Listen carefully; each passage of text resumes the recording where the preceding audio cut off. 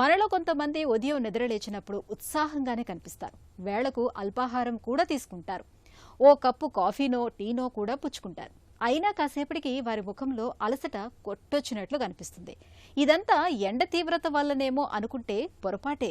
ఎందుకంటే ఈ అలసటకు అసలు కారణం మనం తీసుకునే ఆహార పదార్థాలే అంటారు పోషకాహార నిపుణులు. ఆసక్తికరమైన ఈ విషయం గురించి ఇప్పుడు తెలుసుకుందాం.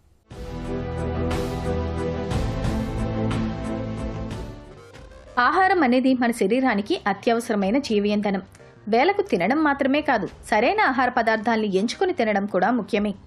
మనలో కొంతమంది వేళకు ఆహారాన్ని తీసుకుంటున్నా శక్తి చాలకపోవడానికి, నీరసం కమ్ముకు రావడానికి వెనుక సరైన ఆహారాల్ని తీసుకోకపోవడమే అంటారు పోషకాహార నిపుణులు. మనలో చాలామంది పండ్ల రసాల్ని తాగితే మంచి శక్తి లభిస్తుందని భావిస్తారు.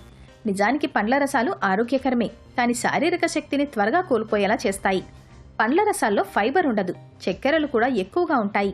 కాబట్టి అవి శరీరంలోకి త్వరగా విడుదలై రక్తంలో చక్కెర స్థాయిల్ని పెంచుతాయి. తద్వారా శరీరంలోని శక్తి ఒక్కసారిగా పెరిగి చురుగ్గా కనిపిస్తాం, కానీ అంతే త్వరగా అలసిపోతాం కూడా. అదే నేరుగా పండ్లను తీసుకుంటే వాటిలోని పీచు చక్కెరలు ఆలస్యంగా విడుదలయ్యేలా, వీటిని శరీరం ఆలస్యంగా గ్రహించేలా చేస్తుంది. తద్వారా ఎక్కువ సమయం పాటు ఉత్సాహంగా ఉండగలుగుతాం. అందుకే పండ్ల రసాలకు బదులుగా పండ్లు తీసుకోవడమే మేలు. కొంతమంది అదే పనిగా కాఫీ, టీలు తాగుతుంటారు. వీటి వల్ల శరీరానికి తక్షణ శక్తి వస్తుందని అనుకుంటారు. ఈ మాట వాస్తవమే అయినా మితిమీరితే ఆరోగ్యానికి నష్టమే. కాఫీ, టీలలో ఉండే కెఫీన్ శరీరానికి తక్షణ శక్తినిస్తుంది. అలాగని రోజులో ఎక్కువసార్లు వీటిని తీసుకుంటే శరీరంలో సహజ సిద్ధమైన శక్తి స్థాయిలపై ప్రతికూల ప్రభావం పడుతుంది. ఈ అలవాటు వల్ల దీర్ఘకాలంలో శారీరక శక్తి పెరగకపోగా క్రమంగా తగ్గుతూ మరింత అలసిపోయే అవకాశం ఉంటుంది. అందుకే రోజుకు 1-2 కప్పులకు మించి వీటిని తీసుకోకపోవడం మంచిది.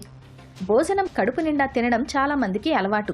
దీనివల్ల శక్తి వస్తుందనుకుంటారు, కానీ శక్తికి బదులు ఆయాసం, అలసట ఆవహిస్తుంటాయి. భోజనంలో భాగంగా అన్నం, ఇతర పదార్థాల్ని కడుపు నిండా తీసుకోవడం వల్ల వాటిని జీర్ణం చేసుకోవడానికి శరీరానికి ఎక్కువ శక్తి అవసరం పడుతుంది. అప్పటిదాకా శరీరంలో నిల్వ ఉన్న శక్తిని ఉపయోగించుకుంటుంది. ఫలితంగా నీరసం, అలసట ఆవహిస్తాయి. మరికొన్నిసార్లు మనం తీసుకునే ఆహారంలో ఫైబర్, ప్రోటీన్ వంటి పోషకాలు లోపించి రక్తంలో చక్కెర స్థాయిలు పెరుగుతాయి. ఇది కూడా కాసేపటికి శారీరక అలసటకు దారితీస్తుంది.